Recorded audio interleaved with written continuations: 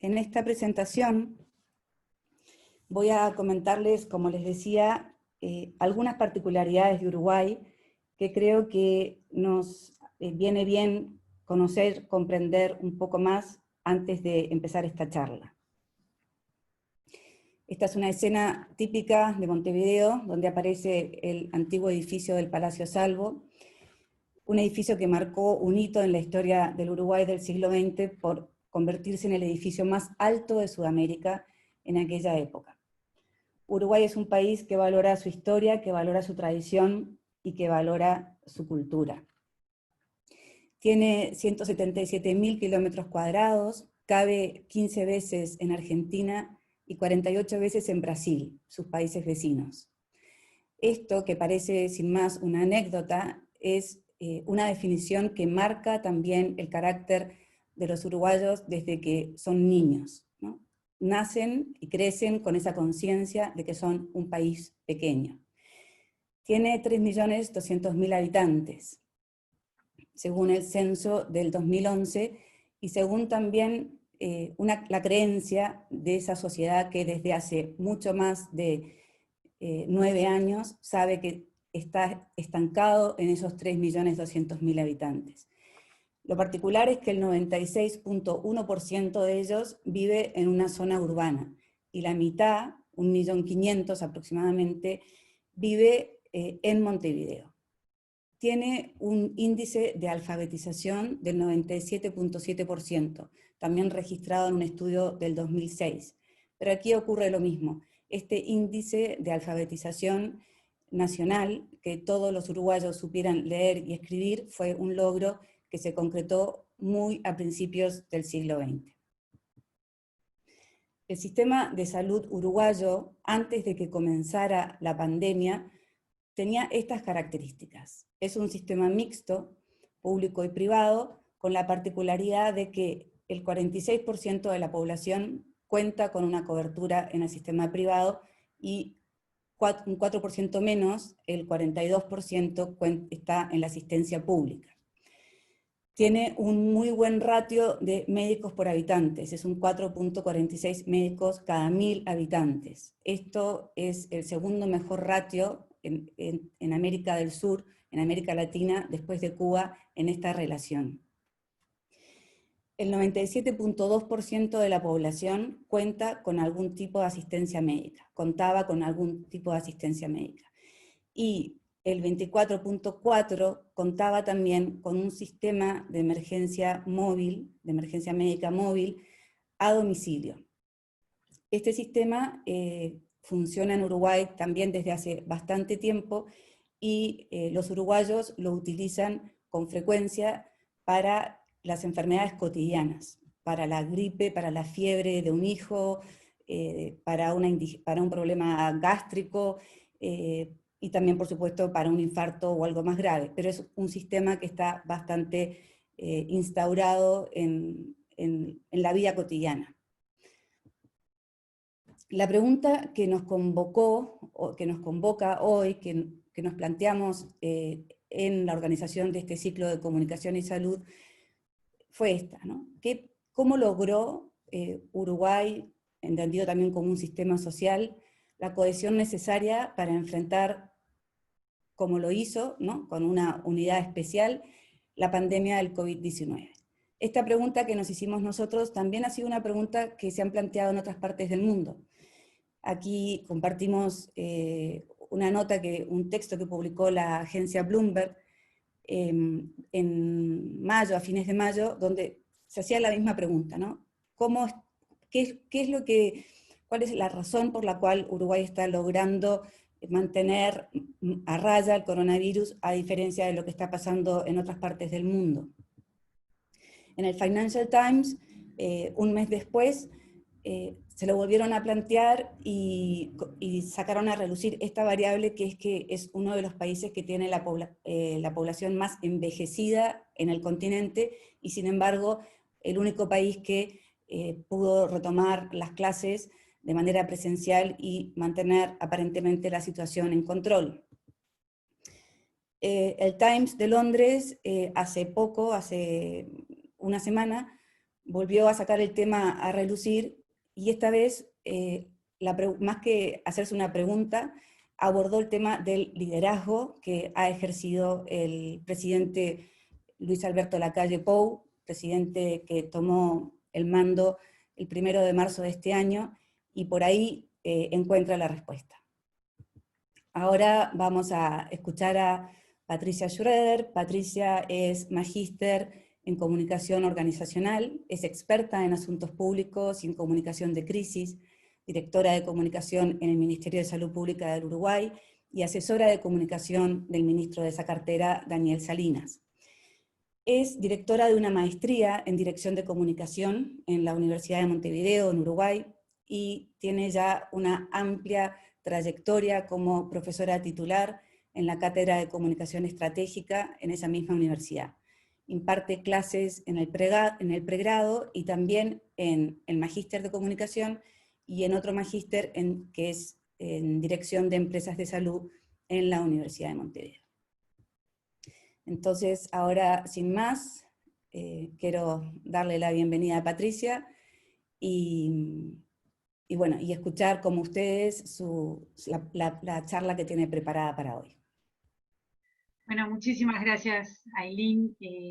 Es justo decir que Ailín ha sido una persona que influyó muy positivamente en mi carrera profesional, entonces es para mí un honor y un placer y una gran satisfacción estar hoy en esta instancia con ustedes y con la presentación de una persona que admiro, respeto y quiero muchísimo. Entonces, bueno, gracias Ailín por la introducción y por todas las apreciaciones sobre Uruguay. Y cualquier dificultad en el sonido o en algún aspecto técnico, le pido por favor a Ailín que me avise. Y bueno, espero que hacer una presentación que sea de interés para ustedes. El punto de partida va a ser comentarles lo que fue nuestra carrera contrarreloj, porque como bien dijo Ailín, el gobierno asume el 1 de marzo y el 2 de marzo están tomando posesión de sus cargos los ministros y cada una de las carteras. El ministro de Salud Pública lo hace el lunes 2 de marzo a las 12:30, y bueno, y ahí les voy a contar la sucesión de hechos en estos primeros días. Después voy a comentar también algunos aspectos de la puesta en marcha de esta campaña COVID-19, la campaña que implicó un esfuerzo grande en multiplataforma. Voy a comentar también, finalmente, algunos aspectos de la organización de la Oficina de Comunicación de Gobierno, que tiene algunas particularidades, y nosotros buscamos llevarla a su máxima expresión y llevar a que sea una oficina de comunicación transmedia, que bueno, pasaré a explicar este concepto y cómo lo hemos llevado a la práctica. El punto de partida es, estamos en una situación de pandemia y de infodemia, según define la OMS. Estamos en una situación donde tenemos exceso de información sobre un tema que no tiene una solución cierta. No tenemos certezas, pero la comunicación de gobierno es una comunicación de certezas. Sobre COVID-19 hemos aprendido muchísimo en estos 4 meses, pero también hemos ido variando en el conocimiento y por ejemplo, en las recomendaciones. Nosotros en Uruguay fuimos pioneros en el uso de mascarillas o tapabocas. El 3 de abril ya teníamos todo pronto para recomendar en modo general el uso de mascarilla, porque veíamos que los países que mejor habían resuelto el contagio eran países que usaban tapabocas. Entonces, bueno, les quiero compartir la dificultad que hay de comunicar con certeza a nivel global a toda la población para dar tranquilidad, cuando el mundo entero está hablando de COVID-19. Hablan los científicos, hablan los académicos, hablan los niños, hablan los adolescentes, hablan las personas que saben, las que no saben, y estamos también cansados de una palabra que se llama COVID-19 y de otra palabra que se llama protocolo. Nosotros que tenemos protocolos para la vuelta de la actividad, creo que es una de las palabras que ya no queremos escuchar más. Hay un exceso de ese concepto, un exceso de información sobre algo que no tenemos todavía certezas. Estamos hablando también, por ejemplo, de la vacuna y de los tipos de vacunas y los laboratorios que están trabajando, ¿no? Entonces, o sea, desde que nos levantamos hasta que nos acostamos se habla de COVID-19. En ese contexto de gran conversación pública, el Ministerio de Salud Pública y el gobierno tiene que informar a la población cómo cambiar sus hábitos para mitigar los efectos negativos de una pandemia.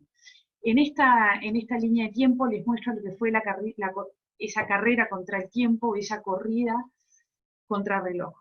Les decía, el 2 asume el ministro. El 3 hay una reunión multidisciplinaria con todos los expertos en el sistema sanitario. El ministro cita el martes a primera hora a todos los expertos, a su equipo, donde ya empieza a participar este equipo científico asesor y todos los actores involucrados.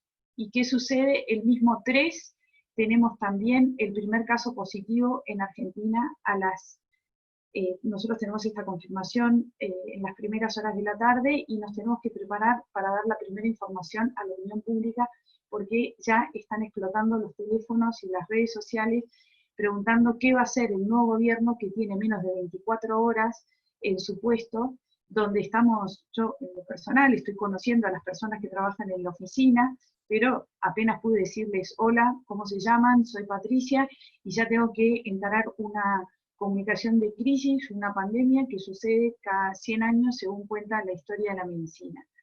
Este mismo 3 de marzo son las primeras declaraciones públicas, las primeras declaraciones oficiales sobre COVID-19. El comunicado sale el mismo 3 de marzo, ahora les voy a mostrar el comunicado con las certezas que podíamos darle a la población.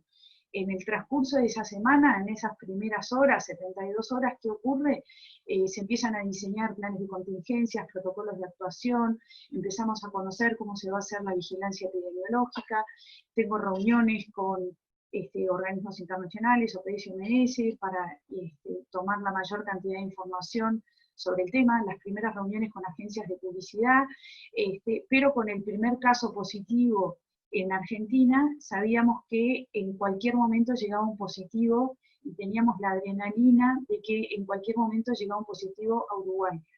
Si bien en aquel momento lo veíamos lejano, porque teníamos el pensamiento de que SARS-CoV-2 llegaba con el frío, después vimos que no, pero pensábamos que marzo es un mes de mucho calor, que todavía teníamos unos días de ventaja.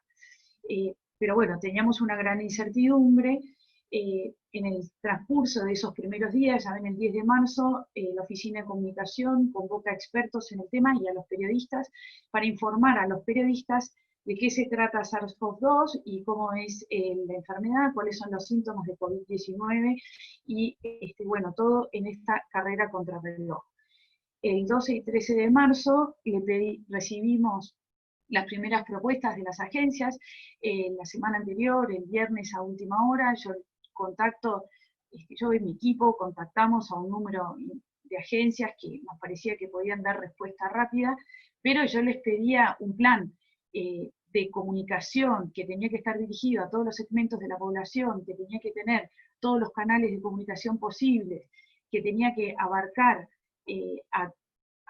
a nivel nacional y a nivel global. Yo les pedía que resolvieran ese plan de comunicación en 48 horas, máximo 72 horas era el plazo que tenían para trabajar. Las agencias trabajaron, las 3 agencias que se presentaron, trabajaron muchísimo ese fin de semana, y recibo con mi equipo, los recibe directamente el ministro y subsecretario, esas propuestas, escuchamos todas las propuestas, 12 y 13 de marzo, con la particularidad que el 13 de marzo, en primeras horas de la tarde, viernes 13 de marzo, tenemos los primeros 4 positivos en Uruguay, y ahí sí ya estamos en una franca carrera con la pandemia. Tenía que salir la comunicación, teníamos las propuestas de la agencia, primeras horas de la tarde le decimos, hoy de noche tenemos que tener todas las piezas al aire, el fin de semana tiene que estar toda la campaña en redes sociales. La agencia, con una gran capacidad de respuesta, con un excelente equipo, lo resuelve muy bien, y ahora, bueno, espero compartir con ustedes las piezas, que son simples, sencillas, unas primeras piezas de una información que debía ser muy clara y muy potente.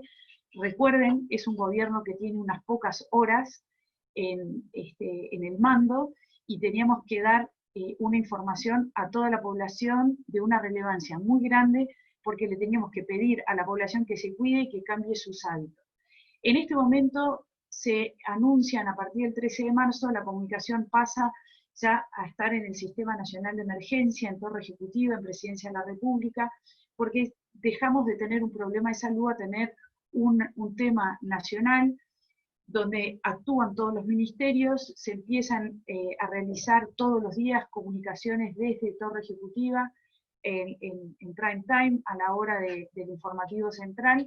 El presidente y sus ministros se hacen presentes en el informativo anunciando el paquete de medidas que pasa, en primer lugar, por la suspensión de clases, evitar las aglomeraciones, un cierre parcial de fronteras, luego cierre de shoppings, etc. Y un llamado a la libertad responsable, y un llamado a los uruguayos a pedirles que se queden en su casa y a pedirles que lo hagan voluntariamente. Esto es una particularidad que tuvo, esa cuarentena en Uruguay, que no fue una cuarentena obligatoria, porque el presidente dijo: yo no voy a, no voy a llevar, no voy a empezar a multar o a llevar preso a la gente que tiene que salir de su casa, le pido a todo el que se pueda quedar en su casa que se quede. Y realmente hubo un congelamiento de la actividad durante un mes, que incluyó una semana muy fuerte de turismo o Semana Santa, donde hay muchísima movilidad. Pero algo que contó ayer el presidente de Uruguay en una entrevista en Argentina, algo que sí que lo recordé cuando le escuchaba al presidente en sus declaraciones, que los propios operadores turísticos le piden a la gente que queden en su casa. Se reúnen los operadores turísticos para decirle a su gente: no hagan turismo, nos tenemos que cuidar, por favor quédense en su casa. Eso habla de la conciencia nacional que había en ese momento. Otro hito que quiero destacar es que en esta fecha, el 26 de marzo, el presidente anuncia que va a reducir su sueldo en un 20%, él, sus ministros y todos los cargos de confianza y los funcionarios públicos hasta un determinado sueldo, cargo de jefatura, y van a aportar al Fondo Nacional Coronavirus, al Fondo Coronavirus. Ese fondo se utiliza se utiliza para los gastos de la pandemia, que pasan en algún aspecto por temas de comunicación, pero fundamentalmente por todas las necesidades que hay de equipamiento médico y de soporte a los equipos de salud. Y yo lo que observo es que a partir de esta declaración del presidente se acentúa una ola de solidaridad que ya era propia de los uruguayos, que ya veíamos una gran generosidad y muchos movimientos de solidaridad en redes sociales, de apoyo de muchas personas, pero esto profundizó la solidaridad. Solo un comentario de uno de esos ejemplos: fue un equipo muy importante de psicólogos y personal de la salud que se ofrecen voluntariamente a formar parte de una línea de ayuda para el confinamiento. Son todos psicólogos, cerca de 300 psicólogos que fueron capacitados para atender una línea de ayuda emocional o de apoyo emocional, que cumplió una labor muy importante en ese mes de confinamiento. En esta ola de solidaridad quiero destacar también la generosidad de las dos agencias que trabajaron con nosotros y siguen trabajando con nosotros, por supuesto, en lo que fue la campaña coronavirus. Un sábado, muy tarde en la noche, me llama uno de los dueños para decirme: Patricia, yo no le puedo cobrar al ministerio esto que estamos haciendo, lo vamos a donar. Estoy hablando con mi socio y estoy hablando con los locutores, operadores, con todos los involucrados, que es un grupo importante de gente para hacer una campaña de esta dimensión, para pedirle a todos que donen su trabajo, y por supuesto nosotros donamos todo al ministerio. Y realmente fue impresionante, fue un acto de generosidad enorme, pero era el clima que se vivía, ¿no? Me dice el dueño de la agencia, dice, esto es una patriada, lo hacemos por la patria, acá salimos todos juntos, y este concepto de que lo hacemos por la patria, este patriotismo que nos caracteriza, se profundizó en ese momento, ¿no? Lo que nos gusta llamar en el fútbol la garra charrúa, bueno, se vio en todas sus facetas. Este es el primer comunicado que yo les comentaba el 3 de marzo, donde el Ministerio tenía que decir que estábamos con capacidad diagnóstica y estábamos en lo que se llama alerta de vigilancia, siguiendo de cerca la evolución del virus y atendiendo la sintomatología y la aparición de los primeros casos. Teníamos la posibilidad en esos primeros días de hacer kits, teníamos un kit diagnóstico, se podían hacer 100 determinaciones, eso fue creciendo, teníamos un laboratorio de biología molecular, hoy tenemos 25, pero desde el día 1 el Ministerio estuvo preparado y el gobierno estuvo preparado para hacer el diagnóstico en territorio nacional, porque podía existir la posibilidad de que no existiera ese tipo de diagnóstico, que tuviéramos que hacerlo afuera, lo cual hubiera sido mucho más complejo. Hoy Uruguay tiene producción nacional de kit diagnóstico con el apoyo del Instituto Pasteur, Universidad de la República, científicos que, impulsados por el gobierno y alentados por el Ministro de Salud Pública, desarrollaron los kits diagnósticos y hoy Uruguay está con capacidad de exportar kits diagnósticos e hisopos, algo que es muy importante para el control de brotes. En este momento, hoy, tenemos un brote en Montevideo, un hospital que tiene que tuvo un paciente positivo y parte del personal, todo un piso que está siendo testeado y una cantidad de contactos en el entorno de ese paciente que llevó a que ayer se tuvieran que hacer por ese caso 1.400, por esa situación, 1.400 test, aparecieron 8 positivos, para ustedes son números bajos, para nosotros sabemos que sí, que son números bajos, pero el comportamiento de la pandemia en Uruguay está sucediendo de esa manera, con brotes que se controlan con el aislamiento del caso y el seguimiento epidemiológico, que es la trazabilidad de todos los contactos que tuvo el paciente, que se hace por círculos concéntricos, que llegamos a determinar hasta 6 niveles de contacto de ese paciente, ¿no? De contactos de ese paciente. Así se controlan los brotes. Me quiero enfocar en comunicación, no quiero extenderme en lo que es estrategia sanitaria, pero bueno, es interesante y no puedo dejar de comentarlo. Ese es el primer tuit que sacamos con los primeros 4 positivos.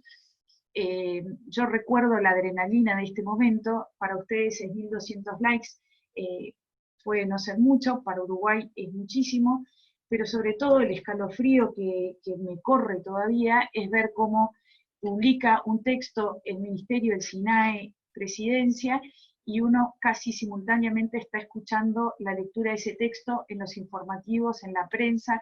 Entonces cuando terminamos de escribir un texto y se reproduce en pocos minutos 4.000 veces y lo leen los presentadores de noticias, nos damos cuenta de la relevancia, de la importancia y de la necesidad de ser muy precisos en la información y de trabajar con transparencia. Y ese es el punto al que voy. El modelo de comunicación de gobierno que impulsó el presidente Lacalle Pou y que siguen impulsando todos sus ministros y su gabinete. Este es un gobierno de coalición integrado por cinco partidos. Estamos todos absolutamente compenetrados con la necesidad de trabajar sobre la transparencia para generar credibilidad. Todas las oficinas de comunicación del gobierno estamos compenetrados con este compromiso de este gobierno, porque sabemos que la transparencia y dar la información de manera inmediata, cierta, transparente, dando buenas y malas noticias, es lo que nos está generando credibilidad por parte de la población. Estamos construyendo consensos día a día, ¿no? El consenso no se construye así por arte de magia, no es una respuesta mágica de la población, la credibilidad, sino que se construye diciendo y haciendo con transparencia lo que está ocurriendo, ¿no? Respecto al contenido del mensaje, esto como ven ya es un modelo de comunicación estratégica y un modelo de comunicación de crisis, la transparencia como valor, el contenido del mensaje es la seguridad a la población, darle seguridad, en primer lugar, de que tenemos la posibilidad de hacer el seguimiento del virus, que hay un departamento de epidemiología con experiencia, con técnicos, expertos en el seguimiento epidemiológico, no solo de COVID-19, ¿no? Por supuesto que otras enfermedades que se deben seguir, ¿no? Como sarampión, dengue, etcétera, ¿no? Y después la necesidad de construir un modelo empático, acercándonos a la gente. Aquí tiene mucho que ver la personalidad del presidente Lacalle Pou, y también de su equipo y de personas cercanas que fueron construyendo ese diálogo con toda la población, pero el diálogo se construye, y ahí menciono un modelo de comunicación de crisis del profesor Elizalde, se llama esta matriz EVAS, habla de entorno, versión, acción y símbolos, donde la versión es el relato institucional, que está en un contexto que es el contexto de pandemia, el contexto de incertidumbre, pero no alcanza simplemente con el relato institucional y lo que yo digo, sino que necesito construir ese diálogo social con acciones y símbolos que refuercen el mensaje en el contexto en el que está, ¿no? La acción, una acción fuerte que tuvo una respuesta inmediata, fue la acción del presidente en la resolución de bajarse el sueldo, y también lo que vemos todo el tiempo es que la población espera que nos comportemos de la medida que nosotros le pedimos a la gente que se comporte, ¿no? Aquí yo tuve la experiencia muchas veces de subir una foto y que la gente me decía, bueno, pero en esa foto no hay 2 metros, o fulano está mal puesto, tiene mal puesto el tapaboca. Nos observan y nos exigen actuar en consecuencia, ¿no? No solo decir, sino actuar en consecuencia. El líder es una persona que tiene que hacer más que decir. Esto lo voy a pasar por alto porque está la referencia aquí de un modelo, es un modelo de comunicación estratégica de la OMS, recomendado para la comunicación de las políticas sanitarias. Este modelo, lo que les voy a mostrar es cómo lo pusimos en práctica. La comunicación tiene que ser accesible, factible, creíble, relevante, a tiempo y comprensible, ¿no? En esa carrera contrarreloj, a mí uno de estos principios, estar a tiempo, nos golpeaba fuerte a todo el equipo, ¿no? La necesidad de llegar, y si bien pusimos la campaña el mismo día que teníamos 4 casos positivos, siempre pensábamos en el equipo que nos hubiera gustado tener unos días más, nos hubiera gustado tener una semana comunicándole a la gente cómo había que cuidarse. Les voy a mostrar ahora la campaña. Disculpen, tengo que volver a compartir porque me olvidé de poner el video. Perdón, de poner el audio. Lo compartí, y eso saben que me puse un recordatorio que no me olvide del audio, pero me olvidé. Bueno, ahora sí, con el audio puesto, la campaña. Me dicen, por favor, Ailín, ¿me haces alguna señal si no se oye? Campaña de bien público en el marco de la Ley 19.307. 7 acciones para cuidarnos del coronavirus COVID-19 entre todos. Lávate las manos con agua y jabón regularmente. Evita tocarte la cara con las manos sin lavar. Evita el contacto cercano con personas que tengan síntomas. Tápate con el antebrazo o un pañuelo descartable al toser o estornudar. No compartas bombillas, vasos, botellas, platos o cubiertos. Ventila los ambientes. Ante tos seca, fiebre y dificultades respiratorias, consulta a tu médico de radio a domicilio. Plan Nacional Coronavirus. Ministerio de Salud Pública. Presidencia de la República. Paso a la segunda pieza. Campaña de bien público en el marco de la Ley 19.307. 3 cosas que debes saber sobre el coronavirus COVID-19. Los síntomas principales son goteo nasal, tos seca, fiebre y dificultad para respirar. Si los detectás, consulta al médico a domicilio.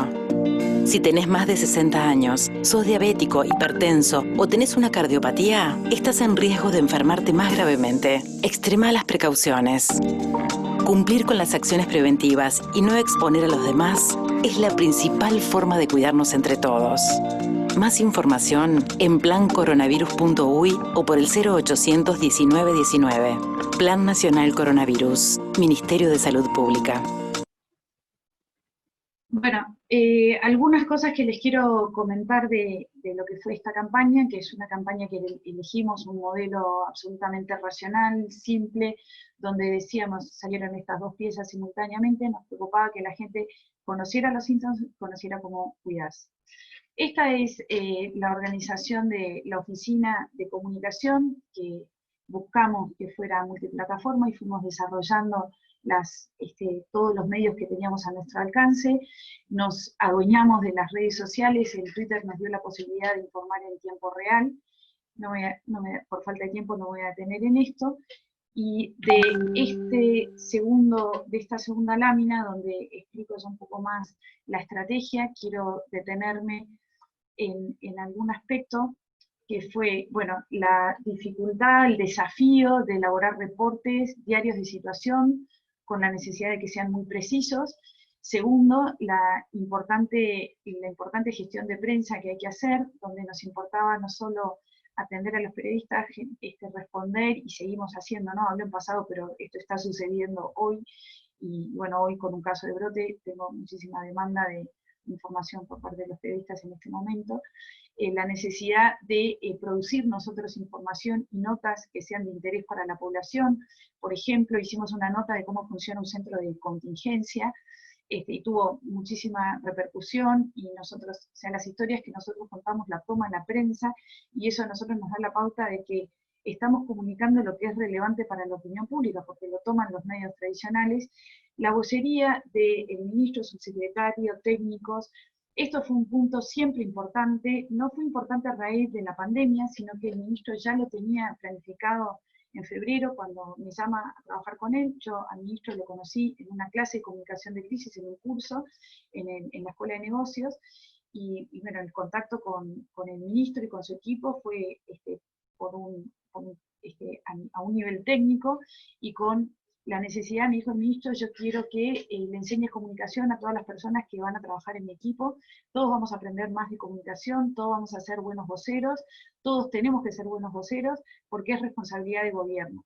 Y es de público conocimiento, y es un comentario general de cómo el ministro y su equipo han sido muy buenos voceros y han ido mejorando en esa relación y en ese vínculo con la prensa y con la opinión pública a través de las entrevistas y de la prensa. Sobre el recurso de storytelling, lo voy a comentar al final. Sobre campañas de sensibilización, lo que quiero comentar es que al mismo tiempo que teníamos esta campaña tan masiva, teníamos que pensar en algunos grupos que eran particularmente sensibles. Hicimos una campaña dirigida a los mayores de 65 años, donde les dijimos, por ejemplo, cómo estar en su casa, cómo hacer ejercicio en su casa, cómo, por ejemplo, relacionarse y cómo tener medicamentos, cómo mantenerse activos en ese llamado que le estamos haciendo a los mayores de 65 de quedarse en casa. Ahora voy ya a ir terminando la presentación, no me quiero exceder del tiempo y quiero dejar espacio para las preguntas. Este es el esquema de las fases de una política sanitaria. Yo lo que vi es que, y lo que experimentamos durante todo este proceso, es que la comunicación está presente en todas las fases. No es necesaria solamente la comunicación, como uno podría pensar a priori, que la comunicación es muy importante en la fase 1 de prevención, sino que está durante todo el proceso, ¿no? Ustedes, igual que yo, estamos escuchando hablar sobre los tratamientos, sobre la recuperación, sobre si existe vacunas, si vamos a salir, cuándo va a terminar el confinamiento, de qué se trata esta nueva normalidad. En Uruguay hablamos de la nueva normalidad, de cómo vamos a volver a trabajar, cuáles son, cómo nos ha cambiado la vida entera, y en todas las fases de esta política sanitaria está presente la comunicación con una relevancia enorme. Y yo concluyo que la estrella de COVID-19 es la comunicación y es la salud. Comunicación y salud se han puesto en el tapete, y por eso felicito a la Universidad del Desarrollo a hacer este ciclo enfocado en comunicación y salud. Con ese esquema anterior que traemos desde un enfoque más teórico, es que llevamos a la práctica ese enfoque, y aquí está explicado todas las decisiones. Era lo que veíamos que estaba pasando en el Ministerio en esos primeros 15 días de corridas, y donde se estaba hablando de cuántas camas de CTI, cuántos respiradores, si vacuna antigripal, si había vacuna para la gripe, etcétera, etcétera. Y lo que quiero destacar es la presencia de un equipo de expertos. Ese equipo de expertos estuvo en el Ministerio de Salud, hoy ese equipo de expertos está ampliado a nivel de presidencia, se llama el GACH, la sigla es GACH, Grupo Asesor Técnico Científico Honorario, es un grupo de 50 científicos que trabajan honorariamente, asesorando al presidente y a su gabinete. ¿Y qué es lo que hacen? Leer permanentemente papers científicos sobre COVID-19 y el tratamiento de COVID-19, y es un concepto que también yo lo tomo desde mi marco teórico, los asuntos públicos, la comunicación política, la necesidad de tener un garante externo. El garante externo que tiene el equipo de gobierno y la comunicación de gobierno es el GACH, este grupo científico que respalda las decisiones que se toman. Aquí, bueno, simplemente mostrarles, esta es la landing page, aquí está todo lo que tenés que saber sobre COVID-19 en Uruguay, Plan Nacional Coronavirus. Quiero también destacar este concepto que lo traigo desde la comunicación estratégica, y los que estudian comunicación entienden bien la importancia de tener un concepto que englobe todo lo que se está haciendo. Nosotros desarrollamos Plan Nacional Coronavirus cuando estábamos trabajando con la agencia, con las agencias, bueno, cómo presentábamos la campaña, y veíamos que necesitábamos no solo hablar de los síntomas, sino no solo hablar de cómo prevenirlos, sino que teníamos que poner un concepto paraguas que le diera seguridad y tranquilidad a la población. Éramos un gobierno con 72 horas de gobierno, pero presentamos a la sociedad Plan Nacional Coronavirus, ¿no? Lo presentamos el 13 de marzo, presentamos Plan Nacional Coronavirus, y corría un escalofrío por la espalda, porque presentar Plan Nacional Coronavirus era decir mucho, ¿no? Y era, por ejemplo, en esos primeros avisos, ustedes ven que aparece el call center, para nosotros es la línea 0800, para ustedes en Chile es un 0600, la línea 0800, el call center tenía capacidad en esas primeras horas de atender 3.000 consultas por hora, lo cual es muy importante para Uruguay, pero necesitamos hablar con la gente, informar, no solo poniéndoles un spot en la tele, sino respondiendo preguntas y dudas. Este call center estaba funcionando el sábado 14, el call center, y esto implicó que un grupo de expertos y de técnicos capacitara el call center con esa capacidad de respuesta.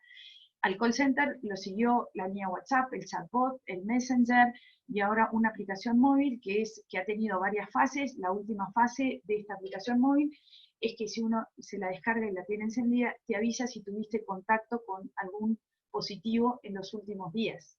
Esto, bueno, no voy a tener, pero es una de las particularidades, y lo que pensamos con esta aplicación, que vamos a poder apoyar y reforzar el trabajo que hacen los equipos de epidemiólogos en el seguimiento del hilo, que ha sido una clave para el control de los brotes. Este es el dashboard de anoche, donde ven el último número, 8 positivos, el día anterior teníamos 2, son números bajos, tenemos 61 personas cursando la enfermedad en todo el territorio. Montevideo es este punto pequeño. En Montevideo, donde hay 1,5 millones de habitantes, tenemos 22 personas contagiadas, el resto están en el país. Esto fue un foco muy importante, que llegó a tener más de 70 personas infectadas. Este brote fue controlado, tuvimos otros brotes, y así se ha controlado la pandemia en Uruguay, y así se ha comportado la pandemia con control de brotes sucesivos, y pensamos que vamos a seguir así en esta línea. Para finalizar, les quiero presentar 2 piezas que les decía, es donde apelamos al recurso storytelling. Un día subí al despacho del ministro, me dice: Patricia, vamos a volver a cruzar la cordillera. Ustedes conocerán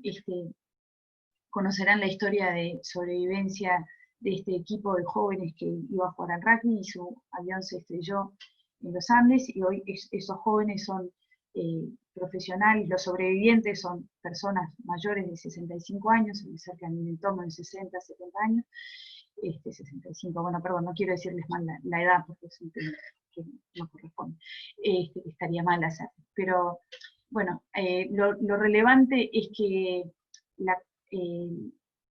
lo importante es el relato épico, ¿no? Lo que me dijo el ministro: Patricia, tenemos que volver a cruzar la cordillera, algunos vamos a cruzar, es el equipo médico, y hay que darles coraje, hay que darles esperanza, hay que apoyarlos, y otros se tienen que quedar en el fuselaje. Me pidió que contacte a 2 sobrevivientes, Roberto Canesa, son 2 médicos, 2 grandes personas, generosas personas, Roberto Canesa y Gustavo Servino. Gustavo Servino, los dos, bueno, por ser médicos, son personas cercanas al ministro. Son 2 personas que son muy generosas. Para que vean la generosidad de Roberto Canesa, le dije, me presento, soy Patricia Schroeder, estoy trabajando en este tema, te tengo que pedir ayuda. Me dice, sí, ¿qué necesitas? ¿En qué horario puedo hablar contigo? Y me dice, bueno, hoy a las 11:30 de la noche. Digo, bueno, si no es tarde para ti, para mí va a estar bien, te llamo a esa hora, ¿no? Realmente fue, a mí me impactó, y él estaba trabajando en el prototipo de respiradores, que bueno, hoy también contamos con producción nacional de respiradores que se incrementó con la pandemia, y él estaba trabajando muy intensamente en un prototipo de respirador para esta situación. Bueno, aquí les comparto estas 2 piezas que tienen esa particularidad de acudir al recuerdo y a esa historia de volver a cruzar la cordillera.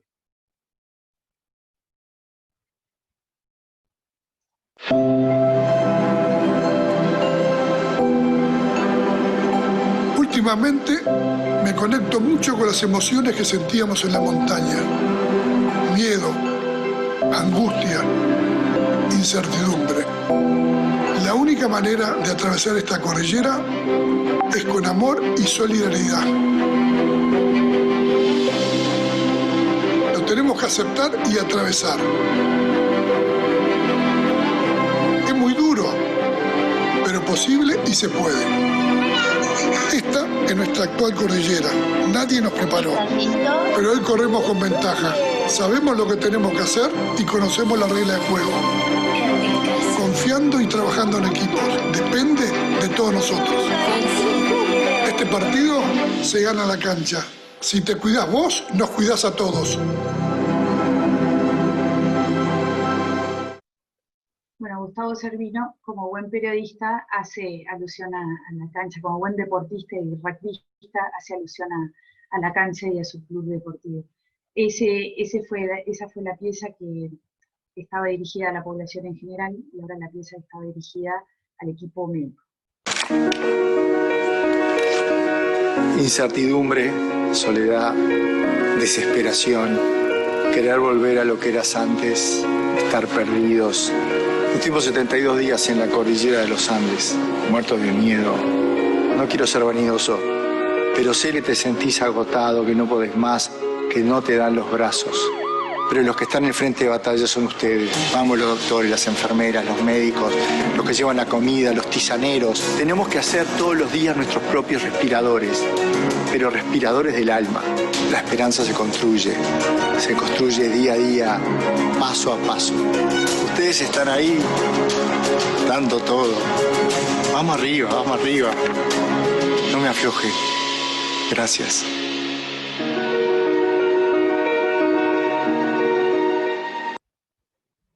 Bueno, hasta aquí llega mi presentación. Quedo abierta a preguntas. Un último comentario respecto a la grandeza de estos 2 médicos, Roberto Canesa y Gustavo Servino.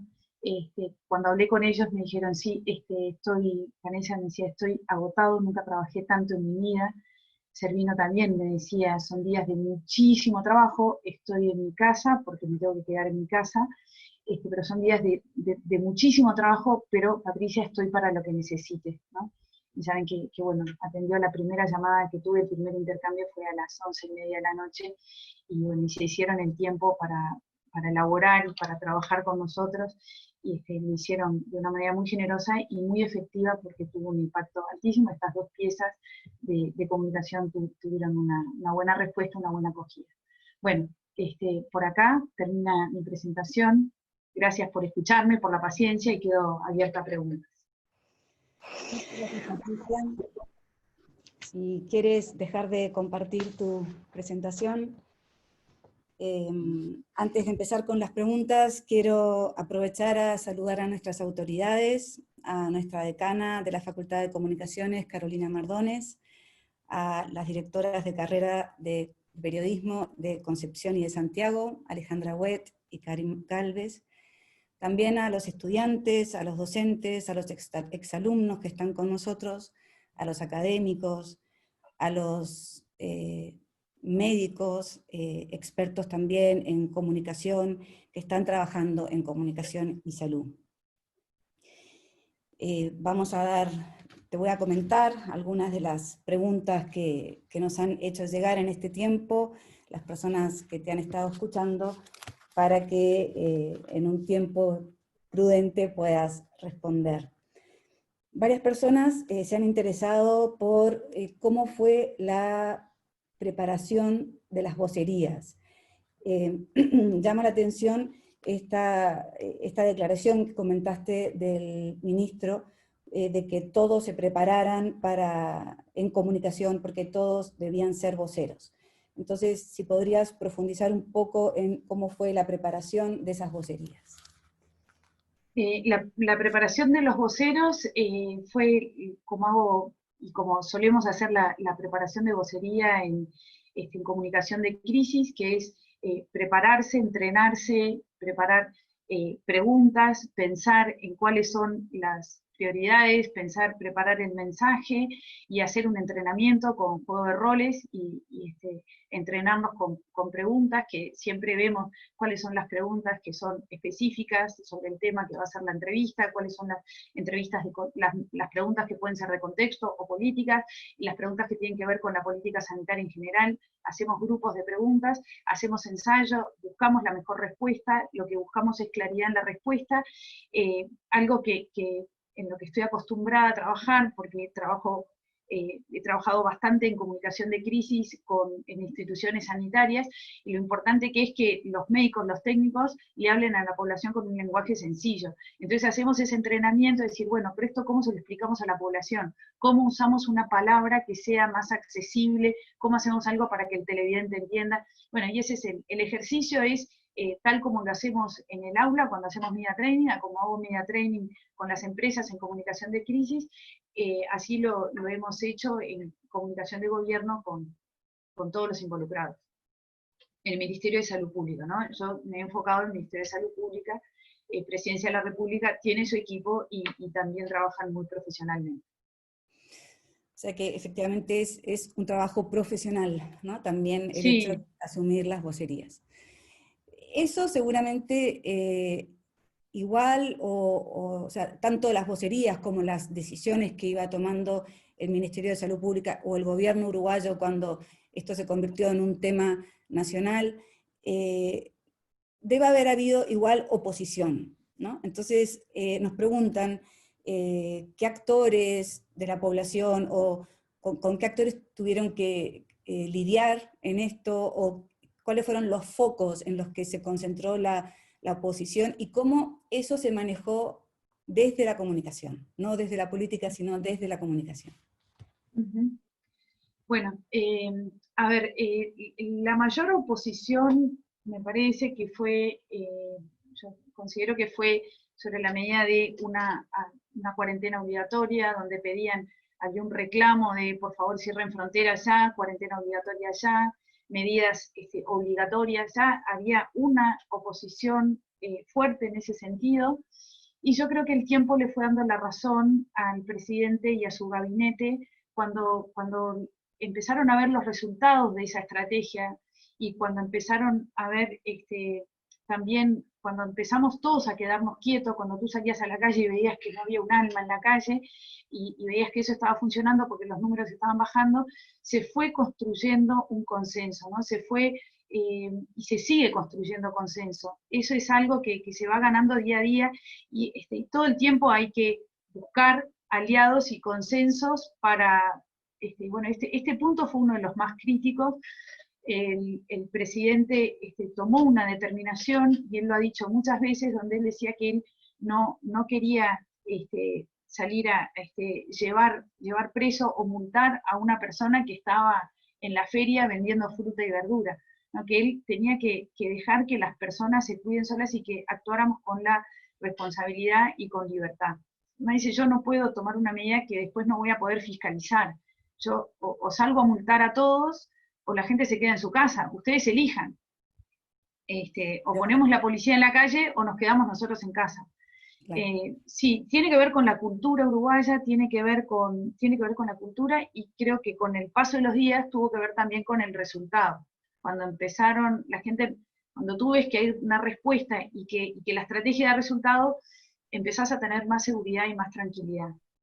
En ese sentido, claro, se observa que también hubo de parte del gobierno y de parte de quienes trabajaron en la comunicación, en este caso tú misma y tu equipo, confianza en los ciudadanos, ¿no? Sí. Porque una persona nos planteaba que, te quería comentar que en Chile el llamado a quedarse en casa no ha funcionado como se esperaba. De hecho, hemos transitado por diferentes modalidades, ahora estamos en cuarentena obligatoria, tenemos cordones sanitarios, y sin embargo, todos los días nos enteramos de que personas que no han respetado el toque de queda, o que no tienen los permisos, o que intentan evadir el cordón sanitario.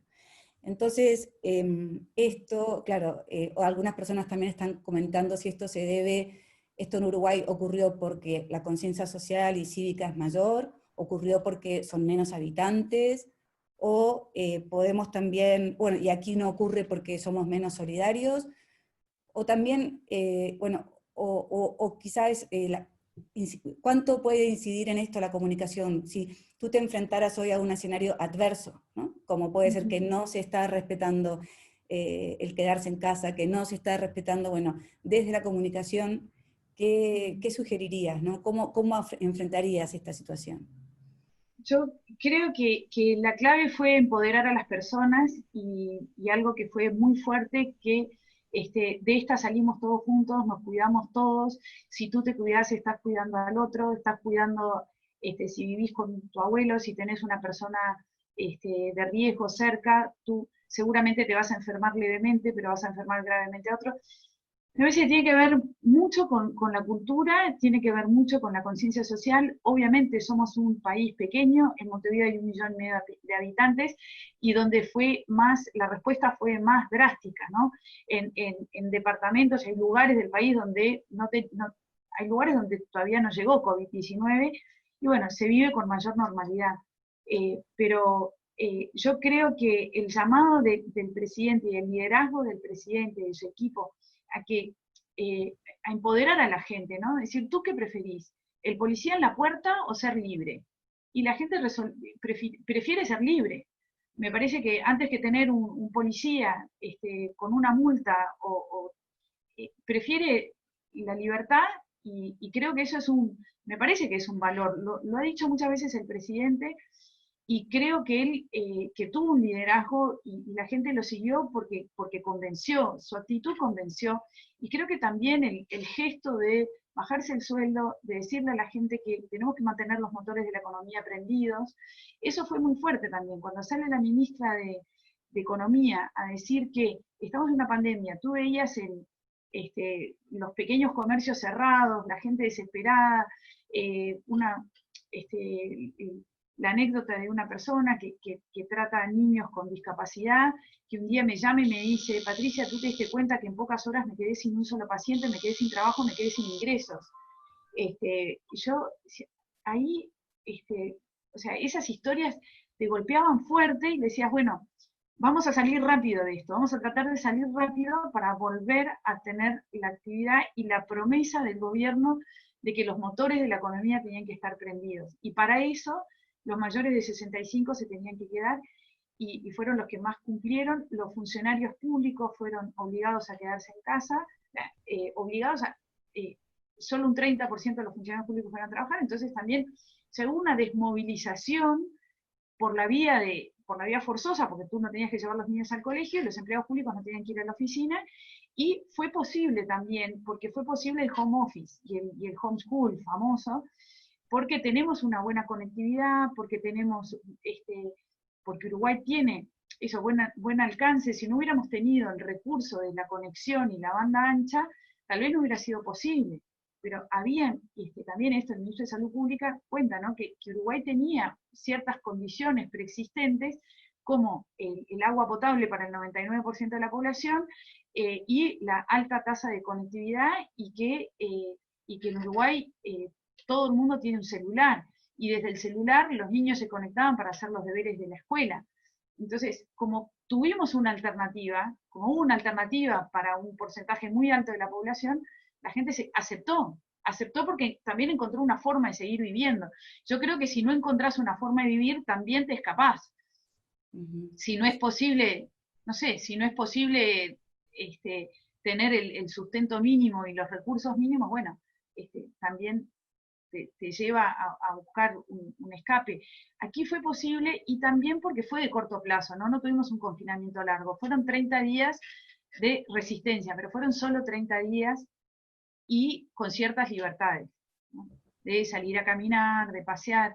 A mí una vecina me decía: Patricia, hay gente que sale a pasear el perro, tú salís a pasear a la familia, pues salíamos a las 9 de la noche a dar unas vueltitas. Bueno, mira, hay varias preguntas, pero creo que ya no tenemos mucho más tiempo. Lo que queda claro es que tenemos, claro, hay unas realidades de base muy diferentes, ¿no?, entre un país y otro, y también circunstancias políticas que han sido diferentes, ¿no? Te preguntan aquí, por ejemplo, también cuánto incidió que fuera un gobierno nuevo, un gobierno que tú nos has contado en otros casos que en Montevideo no cuenta con el apoyo mayoritario, ¿no? Y sin embargo, bueno, de todas maneras se atrevió a buscar esos consensos, ¿no? ¿Y qué pasa cuando también una gran mayoría de la población no confía en su gobierno? No confía en su gobierno ni a nivel político, ni en las decisiones que está tomando para gestionar la pandemia, y tampoco en los medios de comunicación. ¿Cuál sería tu consejo para quienes están liderando? O sea, ¿cómo revertirías, ¿no? Creo que quizá con eso cerramos, pero... Sí. Queda claro que en todas las crisis se ponen a prueba los equipos, y se ponen a prueba los liderazgos. Aquí yo lo que experimenté es que se armó un equipo, entre diciembre y febrero se armó el equipo de gobierno. A mí me llamaron en enero y empecé a trabajar en febrero con este equipo, pero es como que se armó un equipo de fútbol con un montón de talentos, y el primer partido que te toque es jugar la final del Mundial. Entonces, esta sensación yo la tenía todo el tiempo. Obviamente hubo desencuentros, obviamente hay cosas que tenemos que seguir limando, obviamente, pero la necesidad y las ganas de salir adelante pudo más, y se pasaron por alto los individualismos. Queda totalmente demostrado que se necesita un consenso y se necesita adhesión. Hoy el presidente cuenta con una adhesión de más del 60% de la población, y el ministro de Salud Pública, que forma parte de esa coalición y está identificado con un partido político de derecha, tiene una altísima aceptación. Es uno de los ministros con mayor aceptación, siendo no del partido mayoritario, sino de uno de los 5 partidos de la coalición, identificado con la derecha. Creo que el respeto el gobierno se lo ganó con los resultados. Se lo ganó con los resultados, y hoy yo escuchaba las noticias de la mañana con el brote que les conté hace un rato, que tenemos un brote, pero los periodistas ya decían muy confiados, decían, bueno, pero ya sabemos lo que van a hacer, ya sabemos cómo es, hay una metodología, la gente ve que se despliega todo un trabajo, a partir de un brote se hace 1, 2, 3, 4, la gente tiene clarísimo cuál es la forma de proceder, porque hemos sido transparentes en el tratamiento sanitario, en la estrategia sanitaria. Por ahí me parece que esto es consenso, transparencia, para generar credibilidad y bueno, y generar los acuerdos en los equipos es fundamental. Una vez más, las soluciones de comunicación son grupales, no son individuales, ¿no? Nos toca un gran desafío. Y una ética que se crece, se desarrolla a partir de los signos adecuados, ¿no? Sí. El sobrevivir a la cordillera, ganar la final del mundial. Aquí también algunas personas comentan que en la estrategia de comunicación en Chile se han utilizado algunos conceptos más de connotación más negativa, como guerra, y quizá eso puede haber sido una de las razones que para que estemos más, en otra situación, ¿no? Estemos más aproblemados y más críticos frente a todo lo que sucede. El tema de elegir correctamente los signos y desarrollar sobre esos signos una épica de comunicación efectivamente es clave. Tal cual. Ayer el presidente decía, una de nuestras banderas dice libertad o muerte, los uruguayos amamos la libertad. Es tan fuerte como que decimos libertad o muerte. Y él apela a los símbolos patrios y apela al patriotismo muchísimas veces, y bueno, sí, hay un sentimiento patriótico muy fuerte, y en este momento lo que hay es un orgullo nacional. Las últimas piezas apelan a que Uruguay es un ejemplo en el mundo, no perdamos ese estatus sanitario que, entre otras cosas, nos trajo como ventaja poder emitir bonos a una tasa de interés bajísima, ¿no? Nos endeudamos a una tasa muy baja, porque por el estatus sanitario, porque la gente está viendo con cariño Uruguay, y el mercado, el mundo, los inversores están viendo con cariño Uruguay.